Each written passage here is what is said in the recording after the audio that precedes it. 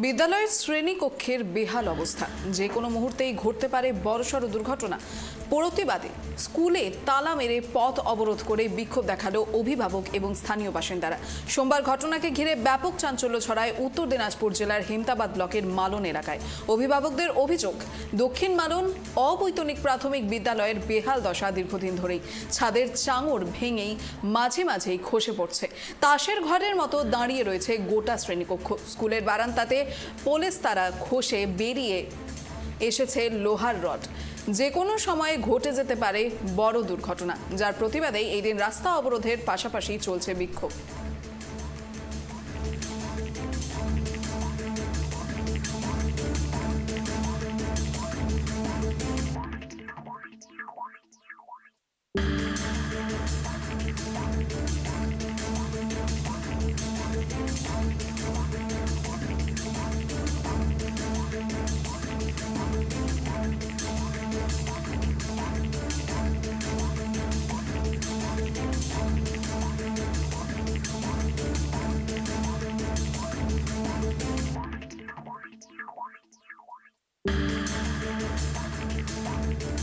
আমাদের হচ্ছে দক্ষিণ মালন প্রাথমিক বিদ্যালয়।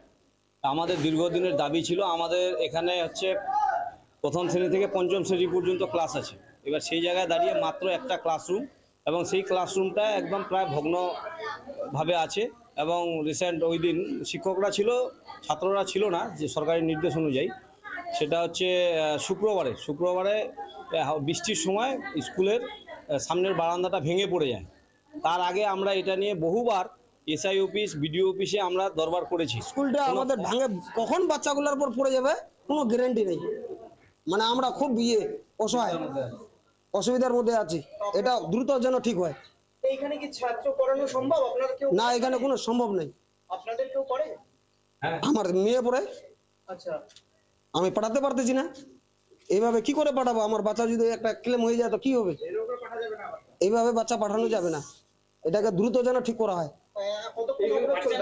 এটা মোটামুটি যতক্ষণ অফিস থেকে লোক না আসে ততক্ষণ অবধি আমরা আছি। এটা নিয়ে আগে আপনারা বলেননি কত? অনেকখানে বলছি, গুরুত্ব দিচ্ছে না। কোনো গুরুত্ব নাই। তাহলে কি এই সরকারি শিক্ষা প্রতিষ্ঠান বন্ধের কোনো পরিকল্পনা? এখানে বন্ধ হয়ে যাবে। এরকম যদি ছাদ ভাঙে পড়ে যায়, ঘর ভাঙে পড়ে যায়, তো বন্ধ না হবে তো এখানে কি করা যাবে? পড়াশোনা বন্ধ? বিল্ডিং তো আপনারা নিজেরাও দেখলেন, যা দেখলেন ওরকমই আর কি সমস্যা হচ্ছে? বিল্ডিং সমস্যা ওই ছোট যে ঘরটা যেটা আছে, ওই ঘরটায় উপর থেকে যখন বৃষ্টির সময় ভিতর থেকে জল করে আর কি, সব করে। আর বারান্দা কি ভেঙে যাচ্ছে, ভেঙে পড়ছে? হ্যাঁ, বারান্দার সানসেটটা ওটা সেদিন ওই শুক্রবার দিন ভেঙে পড়ছিল। এই অবস্থায় কি ক্লাস করানো সম্ভব? আমাদের যা নির্দেশ দেবে সেই হিসাবে করবো আমরা, সেই জন্য আমরা ঊর্ধ্বতন কর্তৃপক্ষকে জানাবো। এখন গার্জিয়ানরাও জানাচ্ছে। আগে জানাননি? হ্যাঁ, আগে জানানো আছে। কিছু হয়নি? না, এখন অফিস তো, এটা অফিস থেকে